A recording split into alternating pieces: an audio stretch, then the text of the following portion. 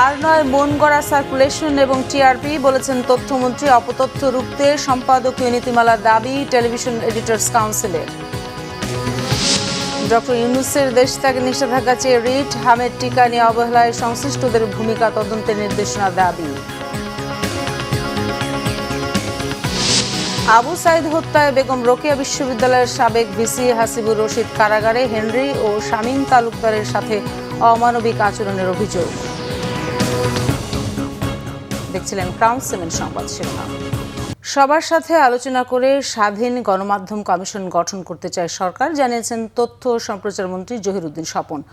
নবগঠিত television editors কাউন্সিলের নেতৃবৃন্দের সাথে সচিবালয়ের সৌজন্য সাক্ষাৎ শেষে একথা বলেন তথ্য সম্প্রচার মন্ত্রী। বলেন, বিজ্ঞাপন পেতে কোনো পত্রিকা এখন থেকে আর মন গড়া প্রচার সংখ্যা এবং টেলিভিশন টিআরপি প্রকাশ করতে পারবে না, তা নিশ্চিত করা হবে। তথ্য সম্প্রচার মন্ত্রী বলেন, সরকার কোনো মিথ্যা কাঠামোর উপর দাঁড়িয়ে কাজ করবে না এবং সুযোগ সুবিধাও দেবে না। সংবাদের নামে সামাজিক যোগাযোগ মাধ্যমে অপতথ্যের ভিত্তিতে অস্থিরতা সৃষ্টি করছে জানিয়ে এডিটর্স কাউন্সিলের নেতারা সম্পাদকীয় নীতিমালা করার দাবি জানান। গ্রহণযোগ্য, নিরপেক্ষ, দক্ষ কমিশনের দিকে আমরা যেতে পারব। সম্ভবত কোন টেলিভিশনেই তো কর্তৃপক্ষ ওয়েস্ট বোর্ডের আন্ডারে আসেন নাই। সরকারও কিন্তু কখনো এটা যে ওয়েস্ট বোর্ডে আনার জন্য যে বাধ্যবাধকতা দেওয়া উদ্যোগ নেওয়া হয় নাই। কেন হয় নাই সেটার অনেক কারণ আছে, আমি এটার মধ্যে যাব না। এটা যা হয় ইল প্র্যাকটিস এবং আনহেলদি পলিটিক্যাল প্রসেস থাকলে পরে ওটা ক্যান্সারের মতো সব জায়গায় ছড়িয়ে পড়ে। সাবেক স্বাস্থ্য প্রতিমন্ত্রী ও বিএনপির সাবেক কোষাধ্যক্ষ মিজানুর রহমান সিনহার জানাজা সম্পন্ন হয়েছে। সকাল 11:30টার দিকে জাতীয় সংসদ ভবনের দক্ষিণ প্লাজায় জানাজা হয়। জানাজায় ইমামতি করেন জাতীয় সংসদ সচিবালয়ের সিনিয়র পেশ ইমাম আবু রায়হান। প্রধানমন্ত্রী তারেক রহমান জানাজায় অংশ নেন। এছাড়াও জাতীয় সংসদের স্পিকার অবসরপ্রাপ্ত major Hafizuddin Ahmed Bir Bikrom, deputy speaker barrister Kaiser Kamal, স্থানীয় সরকারমন্ত্রী মির্জা ফখরুল ইসলাম আলমগীর সহ মন্ত্রিপরিষদ বিভাগের সদস্যরা অংশ নেন। পরে প্রধানমন্ত্রী তারেক রহমান পুষ্পস্তবক অর্পণের মাধ্যমে মরহুম মিজানুর রহমান সিনহার প্রতি শ্রদ্ধা নিবেদন করেন। জাতীয় সংসদের স্পিকার ও স্থানীয় সরকার মন্ত্রী সহ অন্যরাও সাবেক এই প্রতিমন্ত্রীর প্রতি শ্রদ্ধা নিবেদন করেন। এরপর মরহুমের রুহের মাগফিরাত কামনা করে দোয়া মোনাজাত অনুষ্ঠিত হয়। গত শুক্রবার রাতে সিঙ্গাপুরের একটি হাসপাতালে চিকিৎসাধীন অবস্থায় মারা যান সাবেক স্বাস্থ্য প্রতিমন্ত্রী মিজানুর রহমান সিনহা।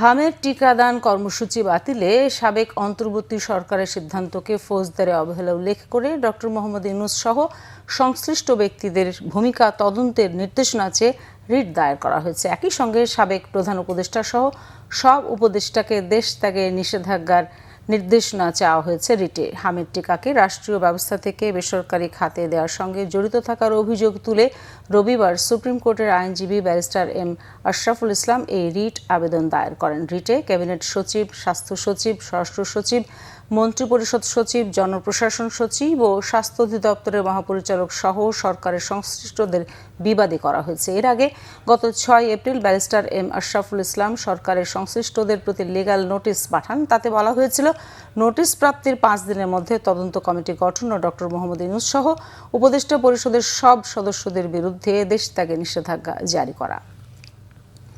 জুলাই অভ্যুত্থানে রংপুরে প্রথম শহীদ আবু সাইদ হত্যা মামলায় সাজাপ্রাপ্ত আসামি বেগম রোকেয়া বিশ্ববিদ্যালয়ের সাবেক ভিসি হাসিবুর রশিদকে আন্তর্জাতিক অপরাধ ট্রাইব্যুনালে হাজির করার পর কারাগারে প্রেরণ করা হয়েছে। শনিবার রাতে রাজধানীর মোহাম্মদপুরের সলিমুল্লাহ রোডের একটি বাসা থেকে হাসিবুর রশিদকে গ্রেফতার করে পুলিশ। এর আগে 9 এপ্রিল শহীদ আবু সাইদ হত্যার দায়ে মানবতা বিরোধী অপরাধে মামলায় 28 জনকে বিভিন্ন মেয়াদে সাজা দেন ট্রাইব্যুনাল 2। এর মধ্যে প্রধান আসামি হিসেবে হাসিবুর রশিদকে 10 বছরের কারাদণ্ড দেওয়া হয়। তবে 2024 সালের 5 আগস্ট শেখ হাসিনার সরকারের পতনের পর থেকে তিনি পলাতক ছিলেন। এদিকে আওয়ামী লীগ নেত্রী ডক্টর জান্নাতারা হেনরি ও শামীম তালুকদারের আইনজীবী ব্যারিস্টার আব্দুল আল মামুন অভিযোগ করেছেন, তার সাথে তার মক্কেলদের কথা বলতে মাত্র 5 মিনিট সময় দেওয়া হয়েছে, যা খুবই দুঃখজনক। জাহাঙ্গীরনগর বিশ্ববিদ্যালয়ে শিক্ষার্থীকে ধর্ষণ চেষ্টার ঘটনায় অভিযুক্ত গ্রেফতার না হওয়ায় প্রক্টরের পদত্যাগের দাবিতে আন্দোলনে নেমেছেন শিক্ষার্থীরা। পূর্ব ঘোষণার অংশ হিসেবে সকাল 10টার দিকে তারা প্রশাসনিক ভবনে তালা লাগিয়ে অবস্থান নেন। এ সময় প্রক্টোরিয়াল বডির বিরুদ্ধে দায়িত্ব পালনে ব্যর্থতার অভিযোগ তোলা হয়। নিরাপদ ক্যাম্পাস নিশ্চিত না হওয়া পর্যন্ত আন্দোলন চালিয়ে যাবেন বলে জানিয়েছে শিক্ষার্থীরা। এদিকে এখন পর্যন্ত অভিযুক্তকে গ্রেফতার করতে বিশ্ববিদ্যালয় প্রশাসনকে হুঁশিয়ার দিয়েছেন শিক্ষার্থীরা। আজকে 107 ঘন্টা পার হয়ে যাচ্ছে এবং এখনো আমরা অপরাধীর কোনো হদিস পাই নাই, এবং কালকে আমরা প্রেস ব্রিফিং এর মাধ্যমে জানিয়ে দিয়েছি যে যতদিন পর্যন্ত না আমরা অপরাধীর খোঁজ পাচ্ছি ততদিন পর্যন্ত আমরা রেজিস্টার ছাড়বো না, আমরা প্রশাসনিক কোনো কার্যক্রম চলতে দেব না। আমরা আলটিমেটাম দিয়েছিলাম 48 ঘন্টার মধ্যে যে পলাতক আসামি তাকে গ্রেফতার এবং বিচার কার্য শুরু করতে হবে। তাতে যদি ব্যর্থ হয় এই ঘটনা এবং পূর্ববর্তী সকল ঘটনার দায় গ্রহণ করে দায়িত্বহীনতার জন্য সম্পূর্ণ প্রক্টোরিয়াল বডি পদত্যাগ করবে। আমাদের এখন একটাই দাবি, আমাদেরকে জবাবদিহিতা করতে হবে যে কতক্ষণের মধ্যে আসামিকে ধরা হচ্ছে। যেটা আমরা দেখতে পাচ্ছি 5 দিন হয়ে গেছে, এখন পর্যন্ত আমরা কোনো আপডেট পাচ্ছি না। আমরা শুধু সাভারের ট্যানারি শিল্পনগরীতে নিরবচ্ছিন্ন বিদ্যুৎ সরবরাহ নিশ্চিত করার পাশাপাশি প্রণোদনার অর্থ দ্রুত ছাড়ে বাংলাদেশ ব্যাংককে অনুরোধ জানিয়েছে শিল্পমন্ত্রী খন্দকার আব্দুল মুক্তাদির। এ সময় তিনি বলেন, দেশের চামড়া শিল্পকে রপ্তানি আয়ের অন্যতম প্রধান খাতে পরিণত করতে বড় ধরনের সংস্কারের উদ্যোগ নিয়েছে সরকার। রাজধানী মতিঝিলে শিল্প মন্ত্রণালয়ের চামড়া শিল্প উন্নয়নের সুপারিশ প্রদান ও কর্ম পরিকল্পনা বিষয়ক টাস্কফোর্স সভায় এসব কথা বলেন তিনি। এ সময় মন্ত্রী বলেন, কেন্দ্রীয় বর্জ্য শোধনাগারের অনেক সমস্যা রয়েছে, তবে তা আধুনিকায়ন করতে ও সক্ষমতা বাড়াতে কাজ করা হবে আগামীতে। যেসব চামড়া শিল্প কলকারখানা নিয়ম মেনে কাজ করবে তাদের সহযোগিতা করা হবে বলেও জানান তিনি। এ সময় পরিবেশ প্রতিমন্ত্রী ফরিদুল ইসলাম বলেন, পরিবেশ রক্ষায় সব শিল্প মালিকদের জোর দিতে হবে, কোনোভাবেই পরিবেশ নষ্ট করা যাবে না।